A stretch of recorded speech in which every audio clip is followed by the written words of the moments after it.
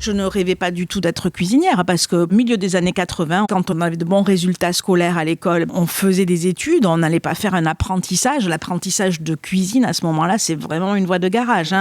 Et la deuxième chose, j'étais une femme, oui. Et à cette époque-là, tous les grands chefs, c'est des cuisiniers.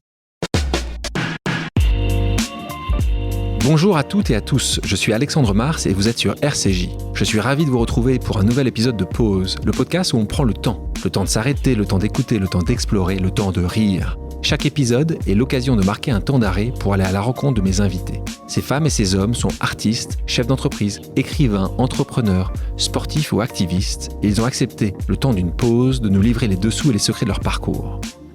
Aujourd'hui, je vais vous raconter une histoire vraie. J'ai eu la chance d'avoir un chef qui a cuisiné dans ma cuisine. C'est à travers EPIC, l'organisation que j'ai fondée, qui aide la jeunesse à avoir un meilleur futur, qui aide à protéger la planète, qui a chaque année des enchères. Et cette année-là, j'ai eu cette chef qui a donné un lot qui était de venir cuisiner chez vous et un grand donateur a acheté ce lot. Le problème, c'est que ce grand donateur n'habitait pas Paris. Et donc, il m'a dit, Alexandre, est-ce que tu pourrais, par chance, nous accepter chez toi pour que ce lot ait lieu ? D'après vous, qu'est-ce que j'ai répondu ? Oui, évidemment, avec plaisir. Et donc, cette chef est venue faire la cuisine chez moi. Une femme exceptionnelle, doublement étoilée en France, triplement étoilée en Angleterre, élue meilleure femme chef au monde. Mon invitée d'aujourd'hui n'a plus grand-chose donc à prouver derrière les fourneaux. Elle est née dans les Landes. Elle est issue d'un milieu de restaurateurs passionnés. Après une école de commerce, elle suit la tradition familiale en s'orientant vers la restauration et fait ses premiers pas au restaurant gastronomique le Louis XV du grand chef cuisinier Alain Ducasse. Alain Ducasse qui deviendra d'ailleurs son mentor et l'encouragera à poursuivre la grande cuisine. La suite, elle nous fait le plaisir de nous le raconter aujourd'hui. Le temps d'une pause, elle a accepté de venir se confier sur son parcours incroyable et nous donner la recette secrète de sa réussite en évoquant son histoire familiale, sa passion pour la cuisine, la vulgarisation de cette dernière grâce aux émissions télévisées et ses dernières actualités. Bonjour Hélène Darroze. Bonjour. Comment tu vas ? Ça va, ça va. Ça court, mais ça... Je le disais, la cuisine, t'es tombé dedans, puisque tu es la 4e génération de restaurateurs. Ton arrière-grand-père avait ouvert en 1895, il y a quelques années de ça, l'auberge Le Relais à Villeneuve-de-Marsan, dans les Landes. Toi, c'est toute ta vie, quoi. Ah ben moi, je suis née dans une casserole, c'est ce que je dis. Je pense que je savais pas marcher quand on m'avait déjà mis sur un meuble de cuisine pour que je regarde ce qui allait se passer.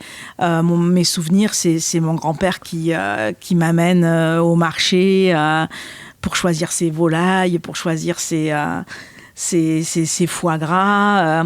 C'est le dimanche après-midi, la promenade rituelle dans sa ferme à quelques kilomètres de son restaurant. Toute la famille allait là-bas pour voir ce qui s'y passait.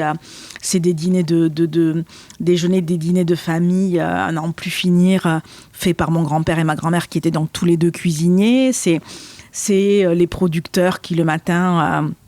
arriver dans les cuisines avec un saumon sauvage, avec un agneau de lait, avec des cèpes, avec des œufs frais, du lait frais. C'était mon quotidien qui des fois pouvait être même un peu violent parce que je me souviens en automne, le dimanche soir, il y avait tous les chasseurs qui arrivaient avec des sangliers en peau, en sang, des chevreuils, etc. Donc ça, c'était quelque chose qui, je me souviens, me faisait très peur. On les pendait comme ça dans les chambres froides et c'était un monde qui pouvait être aussi un peu...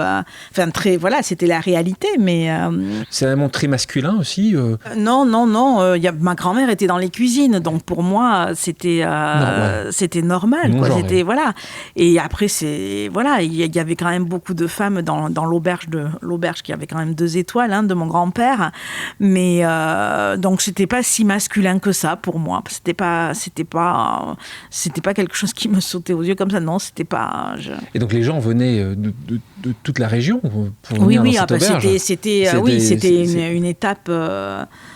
C'était on l'appelait le temple de la gastronomie landaise à l'époque. Donc. Quand est-ce qu'ils avaient gagné la première étoile, tu te souviens ? Oh non, alors moi j'étais pas née moi. Bah oui. Ni la deuxième. J'étais pas née. Moi je suis arrivée, il y avait déjà les étoiles. Et ça qui est ton arrière-grand-père, ton grand-père, ton papa, ta grand-mère. Et mon arrière-grand-mère aussi.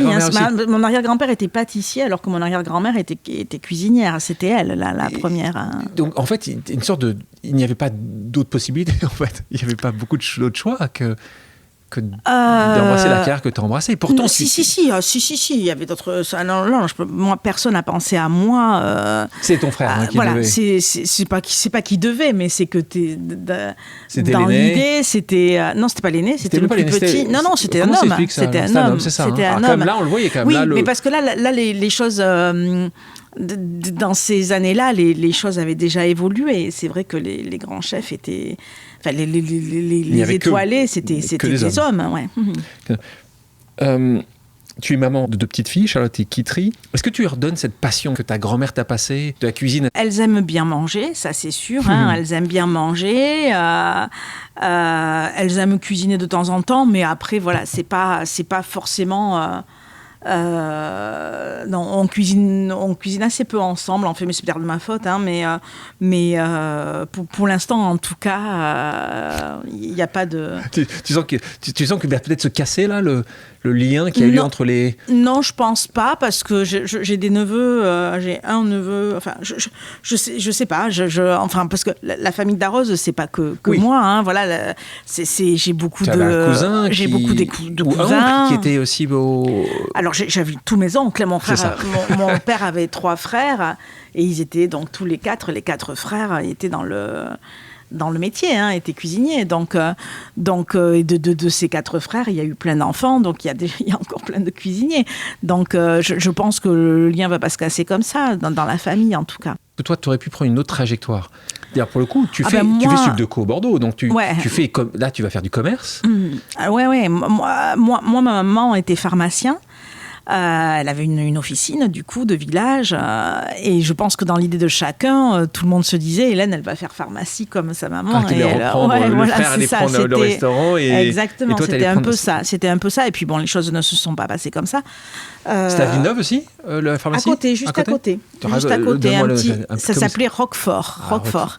Mais elle a fait ses premiers pas de pharmacien, c'est comme ça qu'elle a rencontré papa. Elle a travaillé dans le premier voisin du restaurant de la famille, enfin de l'auberge familiale, enfin l'auberge, ça me fait drôle de dire auberge parce que c'était quand même un très bel hôtel et voilà. Et, il y avait combien de chambres, tu t'en souviens? Une quarantaine. Quand même, c'était. Ah oui. Et donc le premier voisin, c'était une pharmacie et maman venait travailler, donner des coups de main, faire des remplacements, je sais pas trop quoi, voilà. Et c'est comme ça qu'elle a connu papa. Voilà. J'adore. Et donc, mais toi. Et moi, alors moi quand j'ai eu mon bac, alors je me suis inscrite dans plein de choses. Je me suis inscrite en médecine, en architecture. J'ai passé le concours Sciences Po, et puis en fait je suis allée en prépa des grandes écoles de commerce, voilà. C'était pas du tout sur ton planning. Tu t'étais pas dit. Non. Est-ce que tu en rêvais quand même? Toi, tu rêvais quoi à 15 ans? Non, mais je ne rêvais pas du tout d'être cuisinière parce que pour la simple et bonne raison que justement à la fin des années, enfin milieu des années 80, on est là à peu près. Il y avait 2 choses. Il y avait une chose, c'est que quand on était plutôt qu'on avait de bons résultats scolaires à l'école, on faisait des études, on n'allait pas faire un apprentissage. L'apprentissage de cuisine à ce moment-là, c'est vraiment une voie de garage. C'est un CAP. Oui, et puis on le fait parce qu'on peut, voilà. On le fait des études. On le fait pas souvent par passion. On peut le faire par passion, mais la plupart du temps, c'est parce qu'on peut pas faire autre chose. C'était débile, mais c'était comme ça. Donc il y avait cette, voilà, on fait pas un apprentissage quand on marche bien à l'école, on fait des études. Et la deuxième chose, j'étais une femme, oui. Et à cette époque-là, voilà, tous les grands chefs, c'est des cuisiniers, c'est pas des femmes. Et qu'est-ce que disent tes parents de ça à ce moment-là? Ils sont dans cette logique-là, tout à fait. Ouais. Et le jour où j'ai vraiment annoncé que j'allais me mettre en cuisine, pour eux, c'est presque un choc. Après, tu fais Subdeco Bordeaux. Ouais. Et là, je pourrais t'imaginer dans beaucoup d'entreprises, mais tu vas quand même te retrouver à Louis XV, chez Ducasse. Parce qu'à un moment donné, quand même, dans ces années-là, j'ai compris que j'allais... j'ai compris que... Après, c'est le hasard aussi, enfin le hasard, le destin plutôt, on va dire. J'ai compris quand même dans ces années-là d'études à Subdeco, j'ai compris que quand même je voulais rester dans le domaine de l'hôtellerie et la restauration, comme la famille. Et puis voilà, et donc quand j'ai été diplômée, j'ai postulé en fait, mais pas du tout pour travailler avec Ducasse au départ. Hein. Donc tu envoies une lettre, tu étais connue comme Darroze est connue. Non, pas du tout. J'envoie une lettre à la SBM. J'envoie une lettre à la Société des Bains de Mer, qui appartient le Louis XV. Pour travailler dans les bureaux, pour travailler, pour apprendre à gérer. Ouais, exactement. Et là, papa me dit, où est-ce que t'as, comme j'en vois d'ailleurs dans d'autres palaces en France, hein, et papa me dit à qui t'as envoyé, et quand je lui parle de la SBM, il me dit c'est marrant, il y a un jeune chef qui vient des Landes là de chez nous donc, hein, et qui vient d'avoir 3 étoiles, et je lui ai envoyé un pot d'Armagnac pour le féliciter, et du coup il m'a remercié et tout. Je vais l'appeler pour savoir s'il peut pas t'introduire à la SBM.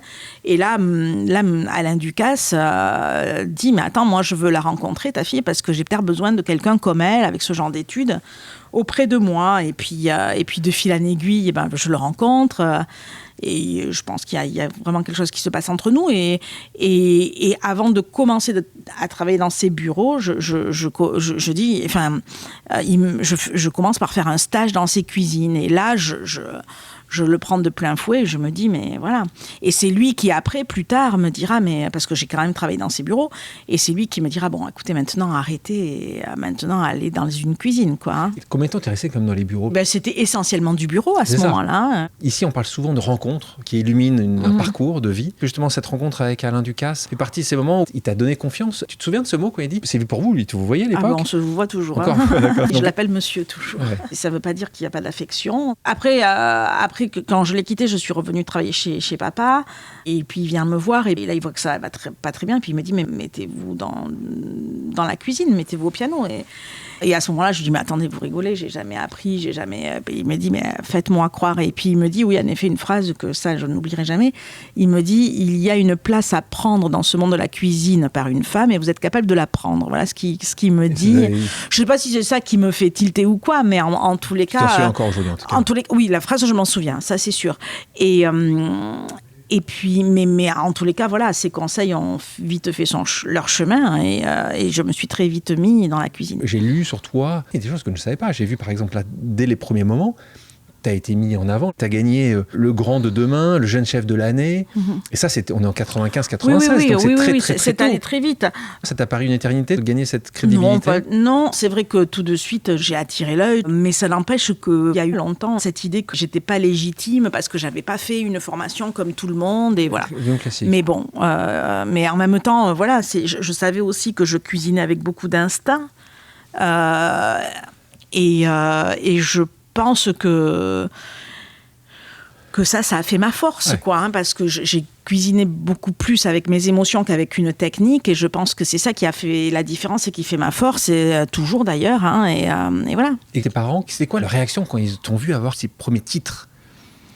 Bon, mes parents, surtout papa, c'est pas quelqu'un qui dit sa fierté, donc ça a mis du temps à venir de dire que c'était bien. Le process prend du temps. Et moi, je te propose, on a des pauses ici, des pauses amicales, familiales. En fait, on est allé à la rencontre de gens qui t'aiment, qui t'apprécient, et on leur a dit, est-ce que, voilà, on a la chance d'avoir Hélène avec nous, est-ce que vous avez un message à lui passer ? Et donc là, ta maman a voulu te laisser un joli message. On l'écoute. Hélène, ma chérie, pour moi, tu restes toujours ma petite fille sage et aussi un peu espiègle, et déjà très gourmande. Je me souviens que tu goûtais et appréciais l'ortolan dès tes 5 ans. Je n'avais pas envisagé pour toi la carrière brillante que tu fais derrière les fourneaux, mais je suis très admiratrice et très fière de ton travail et de ta réussite. Je suis surtout comblée car je te sais pleinement heureuse de vivre ta passion et surtout pleinement heureuse dans ton rôle de maman. Tes petites et grandes filles font aussi mon bonheur. De tout cela, je te remercie. Je t'aime et te serre fort dans mes bras. Je connais maman, donc là, elle a fait un effort, et puis il y a de l'émotion, ça se sent. C'est beau. C'est beau, mais c'est vrai que parfois, tu disais un truc très juste, parfois ça prend du temps. Hein. Parfois, ça prend du temps à le dire, à le processer, le processus.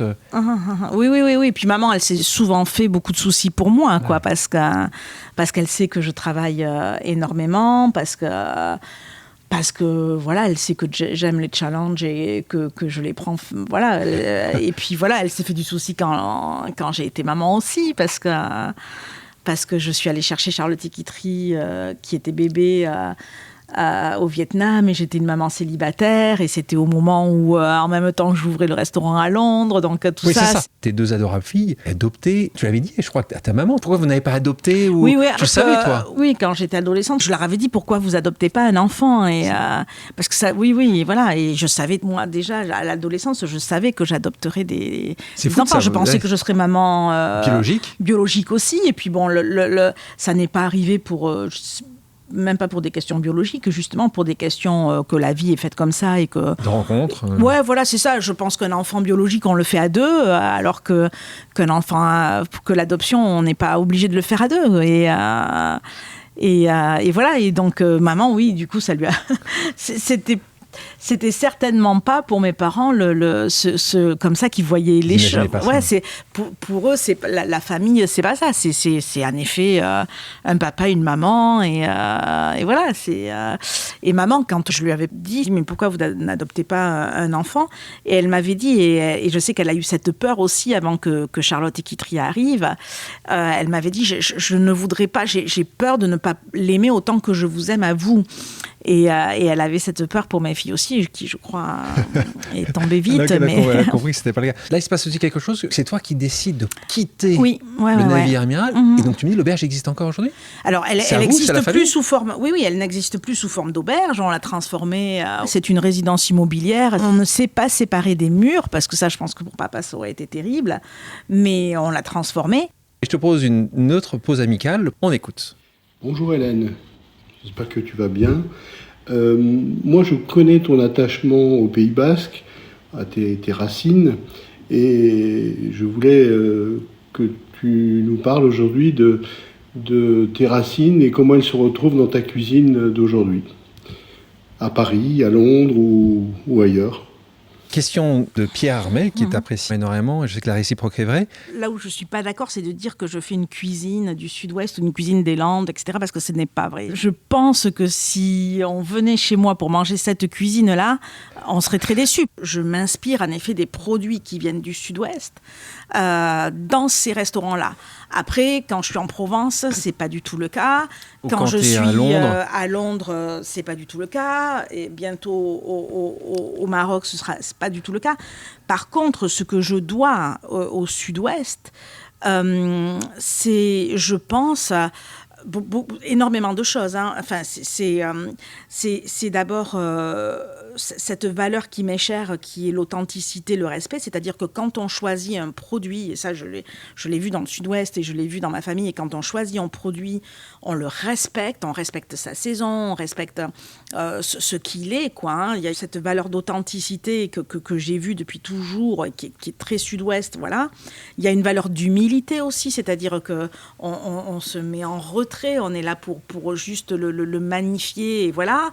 Il y a cette valeur de générosité, de partage, c'est-à-dire qu'on donne de soi, on fait des plats qui parlent de soi, qui incite au partage, ça c'est ce que j'ai appris du Sud-Ouest, quoi, où le repas et le fait de partager autour d'une table et de s'engager autour d'une table, ça c'est vraiment du Sud-Ouest. Mais après, voilà, la cuisine du Sud-Ouest, je crois qu'aujourd'hui, je ne sais pas si elle a été un jour la cuisine que j'ai faite, mais en tous les cas, elle ne l'est plus du tout aujourd'hui, quoi. Ça, c'est sûr, c'est sûr. Par contre, c'est vrai qu'à Marsan, les asperges, elles viennent des Landes, le merlu, il vient de Saint-Jean-de-Luz, les cèpes, ils viennent de la région, la truffe du Périgord.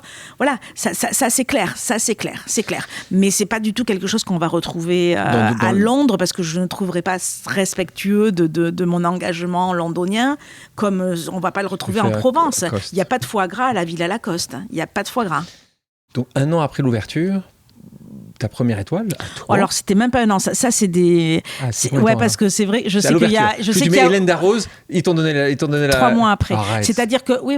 Comment c'est possible, ça alors là, j'ai ouvert le 14 Oui, j'ai ouvert le 14 octobre.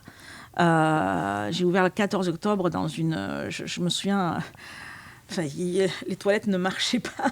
Donc on venait chez moi, mais on ne pouvait pas aller aux toilettes. Il ne fallait pas trop boire, en fait. Parce qu'en fait, on n'était pas prêts, quoi. Hein, Ouais. mais il y avait quelqu'un qui avait booké le truc avec des journalistes, etc. Et donc, j'ai ouvert avec des journalistes, et voilà. Le 14 octobre, le 14 novembre, mais j'ai gardé très longtemps ce qu'on appelle le bon chez nous, c'est-à-dire là où on met la commande de ce que mangent les clients. Le 14 novembre, on vient me chercher en cuisine à la fin du déjeuner. On vient me dire, enfin le directeur de l'époque vient me dire, Hélène, il y a 2 messieurs qui vous demandent C'est important. et il faudrait que vous veniez. Et moi, à l'époque, en tout cas, Jamais en salle. Jamais.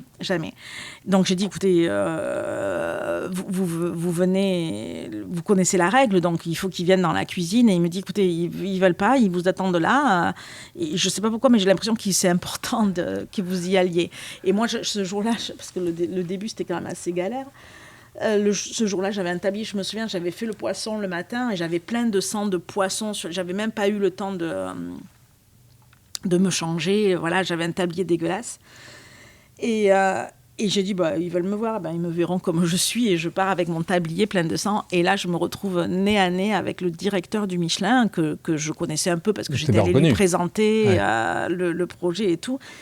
Et quand je l'ai vu, je me souviens avoir pris ma tête dans les mains et avoir dit « Oh merde !» comme ça, parce que ça avait été un service, une journée, enfin c'était difficile. Non, l'ouverture a été très difficile parce que tout de suite, voilà quoi, une femme à Paris, plutôt jeune, voilà, histoire de famille. Beaucoup de demandes, voilà, tout sur de suite, ça a été claque, ça a été...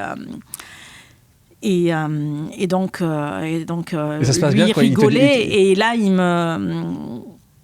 il rigolait et il me dit, écoutez, ne changez rien à ce que vous faites. Alors donc, déjà, je me suis dit, waouh, voilà. Et surtout que la veille, il y avait Monsieur Ducasse était venu me voir et puis il m'avait dit, attention, c'est super bon, c'est vachement bien et tout, mais... attention, vous êtes à Paris, il faut quand même avoir des goûts un peu moins tranchés, voilà. Et donc ça m'avait beaucoup perturbée, quoi. Hein. Donc quand il me dit ne changez rien, je me suis dit bon, ok, voilà. Et il m'a dit, est-ce que je peux vous envoyer demain, est-ce qu'un de mes inspecteurs peut venir pour remplir le questionnaire du guide demain matin, parce que sinon vous serez jamais dans le guide l'année prochaine. Et donc le lendemain matin, en effet, première heure, l'inspecteur vient, on remplit le guide et tout.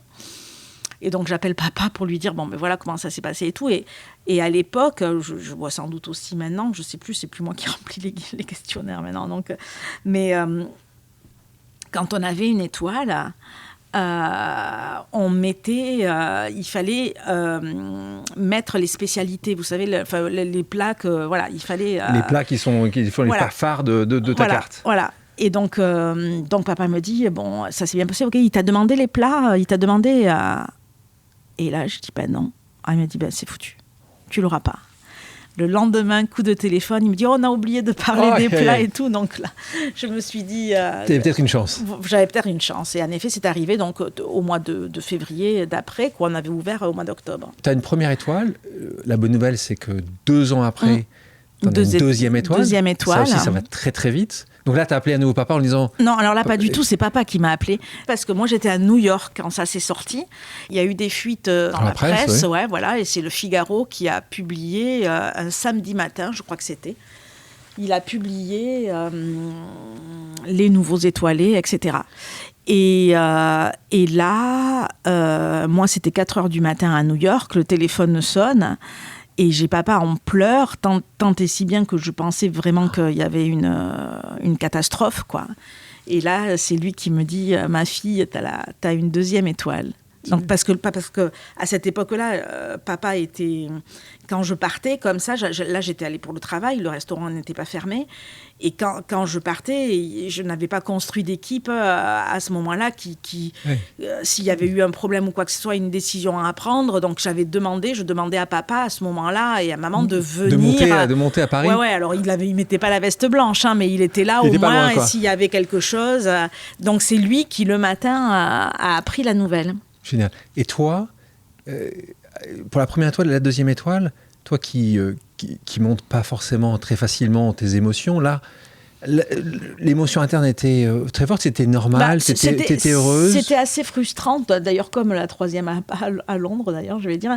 C'était assez frustrant parce que je me retrouvais à 4h du matin, toute seule dans une chambre d'hôtel et loin de mes équipes. Et je ne pouvais pas rentrer parce que j'avais des dîners à faire et je ne pouvais pas comme ça les... Et là, tu regardais le verre à moitié vide, alors tu aurais pu le regarder à moitié plein. C'est une réussite incroyable, c'est une rapidité. Ouais, mais il y a comment, tu as été quand même extrêmement heureuse, rapidement. Pour toi, c'était juste qu'est-ce qu'il y a après? C'était la vie qui continuait, quoi. ouais, c'était. C'est ça. Donc, qu'est-ce qui se passe après? Non, mais bon, c'est vrai que oui, on est heureuse, ça c'est sûr. Je me souviens, on avait fait une. Copains s'en souviennent encore, on a fait une. Pierre Hermé doit s'en souvenir. On a fait une grosse fiesta, ouais. Ah, ça, c'est les moments où tout va bien. Et les moments où c'est un peu plus compliqué, c'est quand tu perds une étoile, 2010. Tu perds ta deuxième étoile. Le Conote est venu me chercher en 2008. Voilà. Le chef de Marsan à l'époque est parti avec moi au Conote. On a recruté un nouveau chef. Et je suis partie au Conote. On n'était peut-être pas tout à fait prêt encore à pouvoir se dédoubler comme ça, quoi. Je n'étais peut-être pas tout à fait prête à ça. Voilà, et on l'a payé avec cette étoile-là, en perdant cette étoile-là. Mais bon, voilà, c'est... Tu savais que c'était un risque, de toute façon. Tu l'imaginais que c'était un risque ou même pas? Tu ne peux pas poser la question. Non, je l'ai pris en pleine figure. L'adage de Mandela qui dit toujours, tu sais, je ne perds jamais, soit je gagne, soit j'apprends. T'as appris quelque chose? Ça a été un choc. Oui, bien sûr. D'abord, je me suis dit tout de suite, parce que c'est vrai que quand on perd une étoile, on a beaucoup tendance à dire, enfin, c'est vrai qu'à dire, ouais, c'est dégueulasse, c'est pourquoi, ici et là, etc. Je comprends pas, et puis j'ai jamais aussi bien travaillé, tout ça. Moi, je me suis dit, voilà, on accepte les étoiles, on est très content de les accepter. Il faut aussi savoir accepter quand on nous les retire et puis se remettre en question. Et on s'est remis en question, et puis voilà, et puis. Et moi, de toute façon, je me suis toujours dit, mais vraiment, que les étoiles, c'est mes clients, quoi. Donc donc il fallait se remettre en question pour eux. Et puis surtout, voilà, il faut plaire aux clients. Hein. C'est pas aux inspecteurs du Michelin qu'il faut plaire.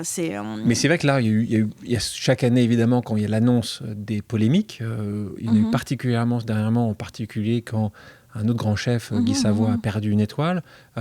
Toi, là aussi, tu te positionnes en disant juste...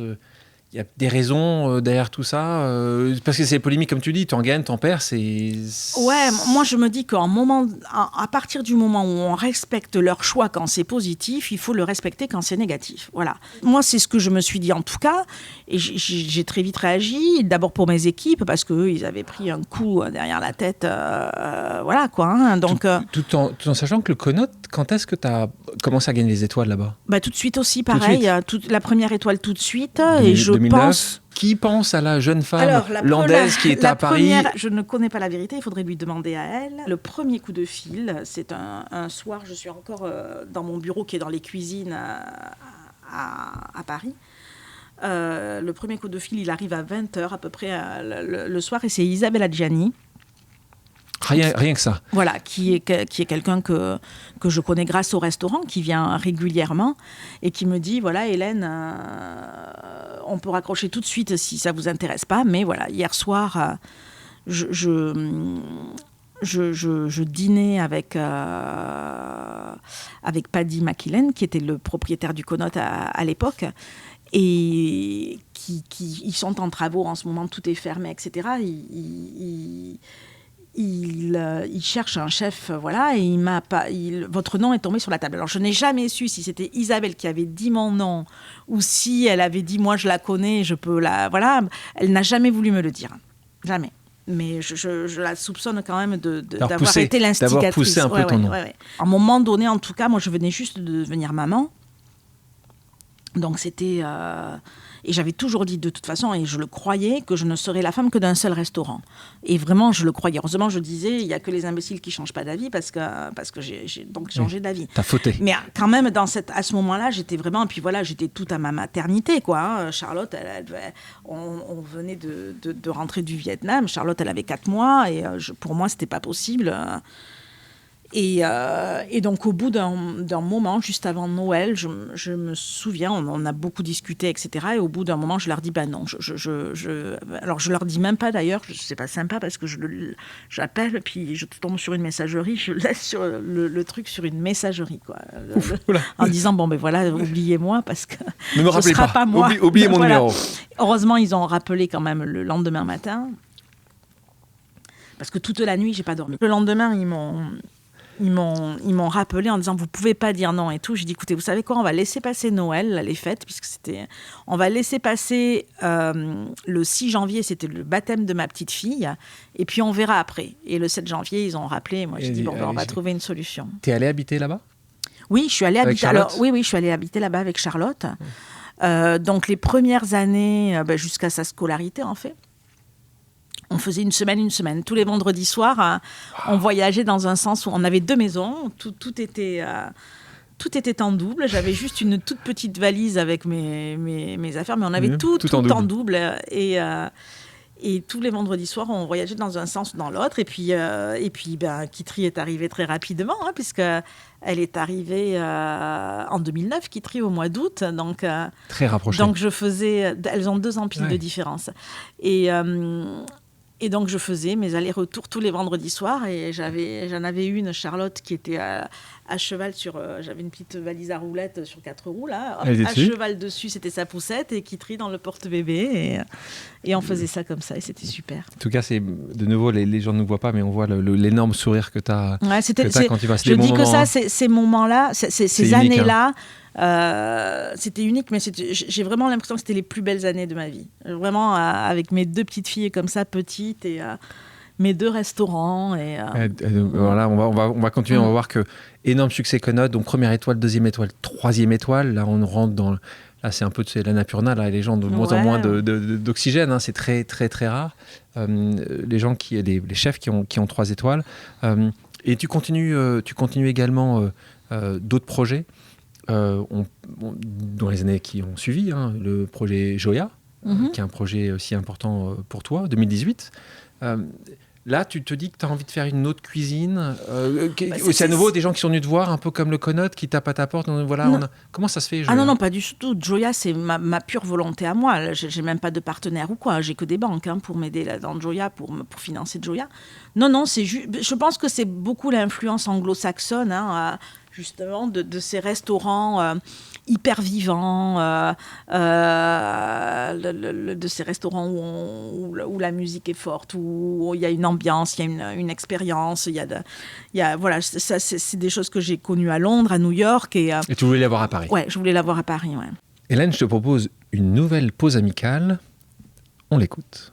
Hello Hélène, c'est Cyril. Alors j'avais juste une petite question. Déjà avant de poser la question, je voulais vraiment te féliciter parce que tu sais que j'ai beaucoup d'admiration pour tout ce que tu fais entre Paris et Londres et tout ce que tu mets en avant pour la cuisine française. Moi j'ai appris la cuisine avec les femmes, donc j'ai un penchant pour ta cuisine et tout ce que tu y mets dedans. Petite question, alors plutôt parisienne ou londonienne ? Voilà. Où c'est que tu te sens le mieux ? Allez, je t'embrasse. Il le sait, parce qu'on en a souvent parlé. J'adore Londres. Ouais. Mais j'adore Londres parce que j'ai adoré vivre à Londres parce que je revenais souvent aussi à Paris. Je pense qu'il y a de ça sans doute, mais c'est vrai que si je pouvais un jour retourner vivre à Londres, j'aimerais beaucoup. Donc c'était Cyril Lignac qui nous posait cette question. Je me souviens d'une discussion que j'avais avec Cyril il y a quelques temps de ça.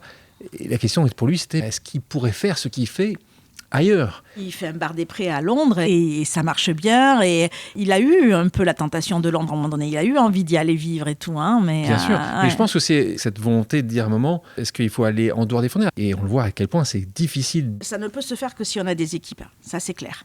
C'est ce que j'ai dit. Quand je suis partie à Londres, je n'avais pas les équipes. Ça, c'est clair. Aujourd'hui, j'ai des gens qui se sont inscrits dans la durée avec moi, qui se sont inscrits dans mes valeurs, dans ma vision de la cuisine et de l'expérience gastronomique. Et du coup, je peux compter sur eux. Ça, c'est aujourd'hui ce qui fait ma force. Mais quand on voit tous ces chefs cuisiniers, pâtissiers, autres, je prends l'exemple de Monsieur Ducasse, comme tu l'appelles, je vais l'appeler Alain, qui a réussi en tant que chef, mais qui a aussi réussi sur ses idées de chocolat, cette capacité, si tu prends Cyril Lignac qui nous pose une question, qui a un restaurant, mais qui a aussi une pâtisserie.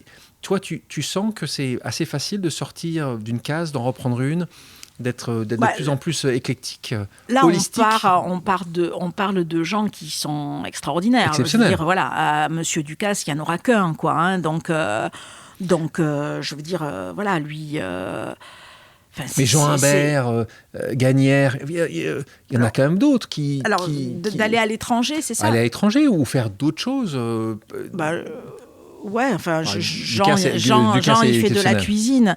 Jean, il fait de la cuisine. Ouais, Jean fait de la cuisine. Pierre Gagnère fait de la cuisine. Ils ne sont pas trop...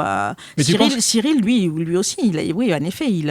Tu penses que cette nouvelle génération... Peut-être que j'ai une question, je ne dirais pas ça pour Alain Ducasse, mais tu penses qu'un Cyril Lignac, tu penses qu'arriveront peut-être justement sur le marché des nouveaux chefs qui vont toucher un peu à tout et qui vont être justement plus larges uniquement dans l'offre de leur nom, en fait, parce que c'est leur nom. Hein. Après, je pense que c'est une ouverture d'esprit. Voilà, je pense que dans le cas de Cyril, c'est une ouverture d'esprit. C'est aussi une capacité, mais comme Monsieur Ducasse, à entraîner avec eux... parce qu'on ne peut pas faire une chocolaterie pour l'un comme pour l'autre. Bon, bien sûr, ils ont tous les deux une culture, ils ont une connaissance, etc. Mais il faut aussi qu'il y ait de bons collaborateurs à côté. Et ils ont cette capacité-là à fédérer, à fédérer à trouver les surtout talents. à ne pas avoir peur de dire ils font mieux que moi, donc, et à les mettre en avant. Et ça, c'est hyper important, quoi. Hein. Quand tu disais les mettre en avant, souvent tu vois justement des seconds ou chez toi qui après se sont émancipés, ont créé leur propre restaurant. Oui, il y en a, et puis il y en a aujourd'hui, alors qui sont partis hors de chez moi, ça c'est clair. Ça te fait de la peine à chaque fois? T'es assez heureuse de les voir quitter? Sur le coup, ça c'est sur le coup c'est mais après voilà, je suis contente de leurs exploits. Mais j'ai surtout aujourd'hui des gens qui sont à la tête de mes restaurants, qui j'espère y resteront longtemps, et j'espère même plus, j'espère qu'un jour, et qui sont vraiment pas affranchis de moi, parce que je suis là pour inspirer, et voilà, et mais j'espère qu'un jour, je me dis, si un jour je pouvais leur passer la main et que ce soit leur restaurant un jour, ce serait génial. On parlait de chocolat avec Alain Ducasse, avec Cyril Lignac de pâtisserie. Toi, c'est les burgers. Tu as lancé, pas une chaîne, hein, on n'y est pas encore, mais en tout cas un restaurant qui s'appelle Joya Bun. Joya Bun, oui, Bun, c'est la qui est le pain d'un burger, Bun, B-U-N. Donc, raconte-nous un peu d'où ça vient. Parce que j'avais toujours eu cette envie de faire de la street food et de faire surtout un restaurant qui aurait pu être dupliqué dans Paris ou même plus loin, etc. Et surtout accessible pour beaucoup. Et voilà, créer une petite chaîne, en effet. Donc là, tu as créé le premier, qui est à Paris. Qui est où à Paris ?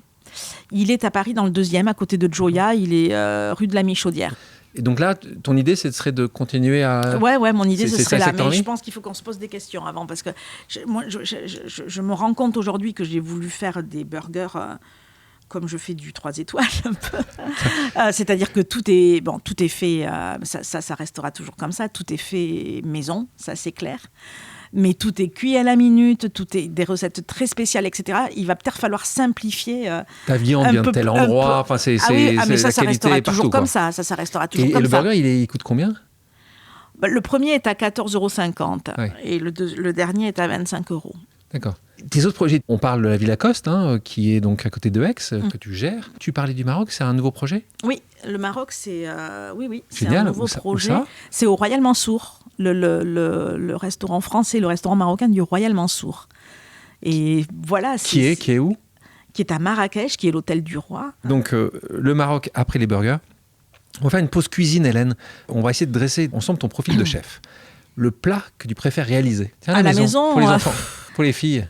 Oh, bah, les filles, ça dépend. Moi, le plat que j'adore déguster et donc faire, c'est le poulet rôti. Mais elles en ont marre du poulet rôti. Donc, elles aiment beaucoup les pâtes, enfin, surtout la petite qui trie. Le plat que tu rates encore? Bah, moi, je peux en rater plein. Je l'ai dit, je ne suis pas une technicienne. L'autre jour, j'ai raté des crêpes. Parce qu'en fait, j'avais pris, j'ai compris pourquoi, j'avais pris du lait entier et pas du lait demi-écrémé. Bon, ça a grainé. Voilà. Je suis content, tu es humaine. Ton dessert préféré? L'éclair au chocolat.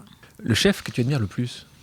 Il y en a beaucoup, mais j'ai une affection toute particulière pour Michel Guérard, qui est dans les Landes, donc de là où je viens, qui est à 30 km d'où était notre restaurant. Et j'ai grandi auprès de lui avec beaucoup d'admiration, de respect. Le chef de la nouvelle génération, que tu suis de près? J'étais chez David Toutinck, que je trouve vraiment formidable. À Londres, je ne me souviens plus son prénom, mais c'est un chef d'origine mexicaine, mais qui a fait beaucoup ses classes avec René Redzepi à Copenhague. Et son restaurant s'appelle le Col. Et j'ai adoré le moment que j'ai passé avec lui. Et lui, je pense qu'il ira très, très loin. Mais j'étais dans un petit restaurant à Bidart, dans le Pays Basque. Un jeune chef qui s'appelle Jules Dupouille. Et quel restaurant? Raconte-nous. Et ça s'appelle la Maison de l'Ouabia. Mais c'est tout simple. C'est juste une cuisine au feu de bois. Juste une cuisine au feu de bois. Et c'était formidable aussi. Dans le Pays Basque, on a beaucoup fait de fêtes de famille aussi dans une maison qui s'appelle Ostalapia. La ferme d'Ostalapia. On salue la ferme d'Ostalapia. Notre ami Christian Duplessis. L'aliment que tu préfères travailler? J'aime beaucoup travailler les légumes, moi. J'aime énormément travailler les légumes. J'aime tout travailler, mais j'aime vraiment travailler les légumes. Ouais. Ta sauce préférée? La béchamel. C'est une sauce de grand-mère, mais j'adore la béchamel. On va conclure cette pause cuisine en faisant une pause NFT.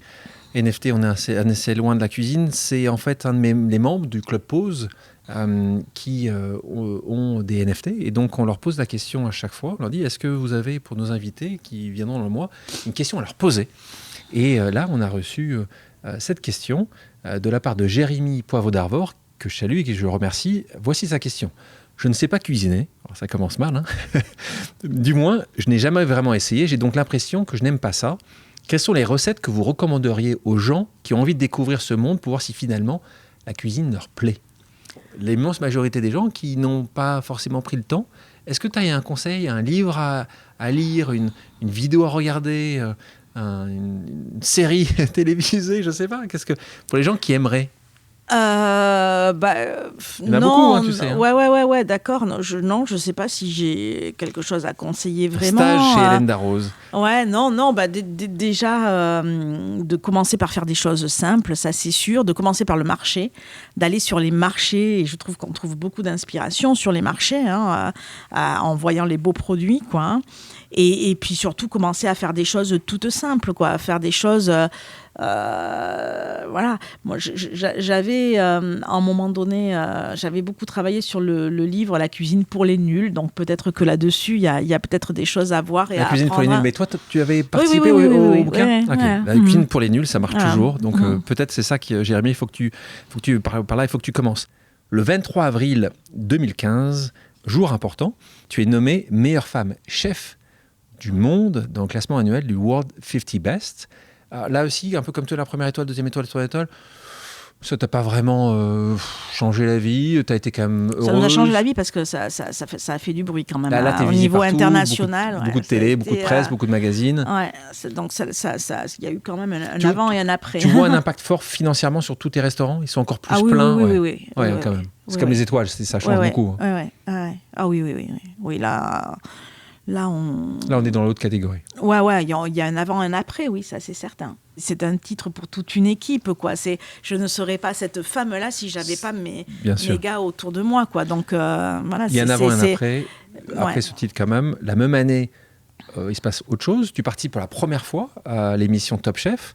Donc il te fait connaître là auprès du grand public. On ne parle pas des amoureux de la nourriture, on parle vraiment du grand public. Tu as beaucoup hésité. Te connaissant, j'ai l'impression que tu as quand même un peu hésité avant de rejoindre cette émission très grand public, vulgarisation de la cuisine. Moi, je n'avais jamais vu Top Chef avant. Jamais vu. Je ne l'avais jamais regardé, je ne l'avais jamais vu. Donc d'abord, je Qui demande t'appelle à le regarder. Même chose. C'est C'est Isabelle les Adjani à nouveau qui producteurs. Non, les t'appelle. producteurs. Et j'avais jamais regardé, donc je commence par regarder. Et il y a quelque chose qui m'embête, c'est que puisqu'on vient me chercher pour être membre du jury, et là je dis, écoutez, moi dans ce que je vois, ça m'intéresse pas vraiment, parce que être là pour sanctionner, dire oui ou non, ça passe ou ça passe pas, c'est pas très très intéressant, quoi. Et là on me dit, bah écoute, justement on veut changer ça et on veut être plus dans la transmission. Et à partir de ce moment-là, en effet, Top Chef change et devient plus par rapport au rôle du jury, on devient plus dans la transmission, et tant et si bien que même 1 ou 2 ans après, on a carrément une brigade et on coach les gars, etc. Et c'est pour ça que j'ai accepté, en fait, d'être à Top Chef, parce qu'on me dit, on veut arrêter que les chefs soient là pour sanctionner, on veut qu'ils viennent transmettre quelque chose. Et c'est pour ça que j'ai accepté de le faire. Et puisque tu le fais depuis des années, je pense que tu es heureuse des conséquences, ou plutôt des conséquences de ce que t'en as tiré. D'abord, alors je sais pas si je vais pouvoir continuer à le faire longtemps, hein, parce que c'est quand même beaucoup de travail, et puis des journées très très très longues. Des journées très longues pendant 2 mois, et puis voilà, Donc chaque année tu leur dis je veux plus, et chaque année ils arrivent à te reconvaincre qu'il faut que tu fasses une année supplémentaire, nos amis producteurs? Pas chaque année, mais ça. C'est un peu la vérité, c'est un peu ça qui se passe. Ouais. Ouais. Mais bon, en tout cas, en tous les cas, c'est 2 mois où je m'amuse énormément, quoi. Donc, ouais. ça, c'est sympa. Voilà. C'est 2 mois où c'est beaucoup de travail, beaucoup de choses à faire ensemble. Enfin, c'est assez compliqué cette période-là de l'année, mais c'est 2 mois où je me marre bien. Et le fait que maintenant, beaucoup plus qu'avant, grâce à cette émission de télévision, tu sois reconnu, c'est quelque chose qui t'a fait plaisir, qui t'ennuie, pas tant que ça. Les gens, alors c'est moi, très ce qui me positif, fait plaisir, ce qui me fait plaisir, ce qui me fait plaisir, c'est que oui, on me reconnaît. Mais on me reconnaît dans la bienveillance. Enfin, j'ai toujours cette image de quelqu'un de bienveillant, de généreux, ce que j'espère être, en tous les cas, et donc ça me fait plaisir, ça. Qu'est-ce que tu penses justement de ces émissions, Masterchef, Top Chef, Meilleur pâtissier? Toi, c'est plutôt une bonne chose? Je pense qu'il y a un avant et un après là aussi, parce que je pense que ces émissions ont donné un peu ces lettres de noblesse à nos métiers, qui autrefois, en effet, comme on le disait avant, étaient vus comme une voie de garage, quoi, hein. Donc je pense qu'elles sont tout à fait... qu'elles ont vraiment une grande utilité. Ouais. On parlait de ce sujet femme quand tu étais au début de ta carrière, et chef femme et chef homme. Est-ce que tu as vu une évolution? On a ce sujet-là très souvent ici, à ce micro, parce qu'aujourd'hui, on voit qu'il y a une évolution de la société. Est-ce que dans ton secteur, tu la vois aussi arriver, ou ça prend quand même beaucoup de temps? Et ça prend du temps. Toujours de temps. Ça prend beaucoup de temps, ouais. Ça prend beaucoup de temps, mais... ça prend beaucoup de temps parce que souvent les femmes se mettent des barrières là où elles devraient les ouvrir, quoi, hein. C'est très difficilement concevable pour une femme de se dire qu'on n'est pas là pour raconter la petite histoire le soir, pour donner le bain, pour voilà. C'est ça le point, hein, c'est que tu te retrouves quand même, quand t'es chef, à être justement au piano le moment où tu pourrais passer du temps avec les enfants. Donc il y a quand même un moment où midi ça va, mais le soir tu ne peux pas voir tes enfants. Oui, mais c'est sûr que c'est des choix à faire. Je dis bien choix et pas sacrifice, parce que voilà.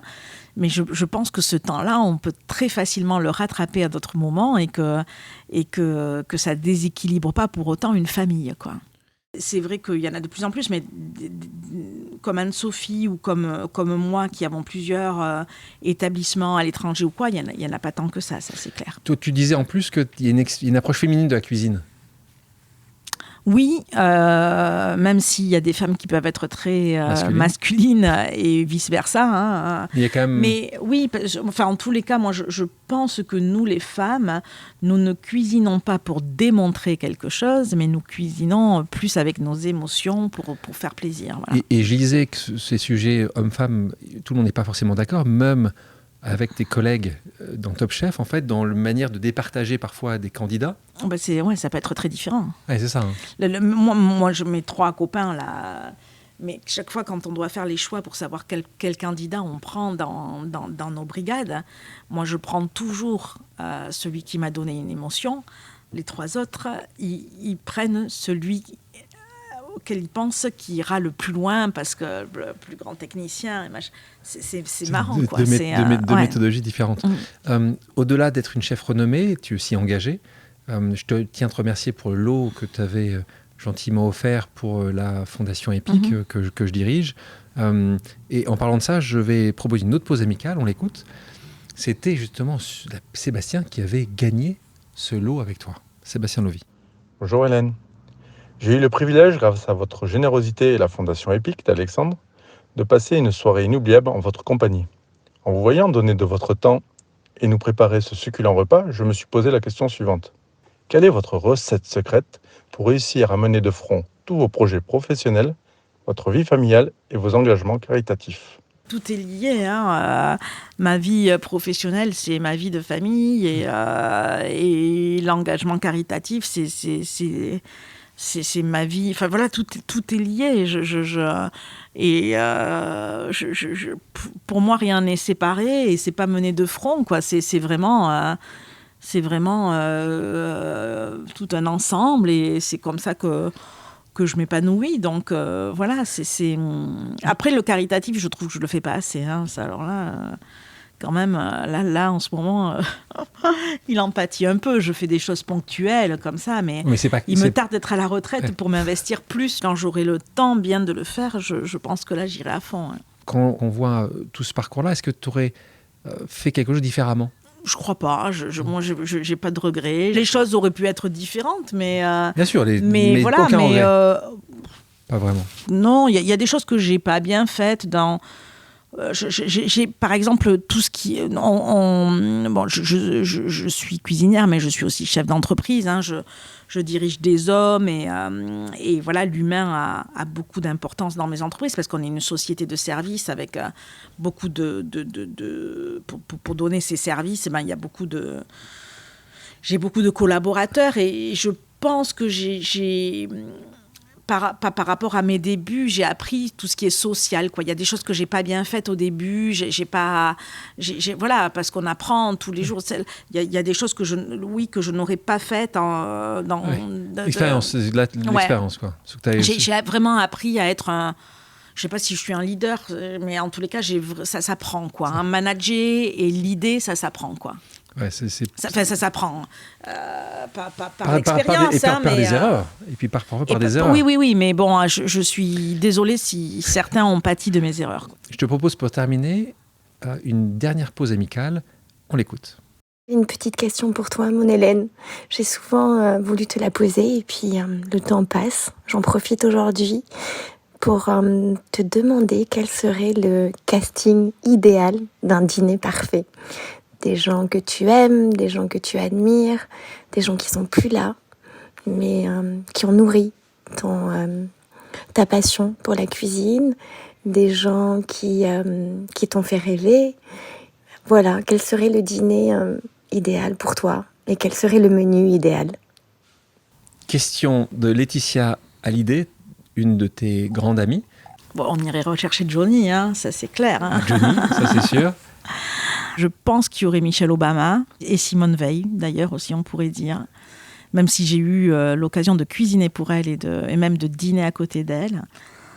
Michelle Obama aussi ?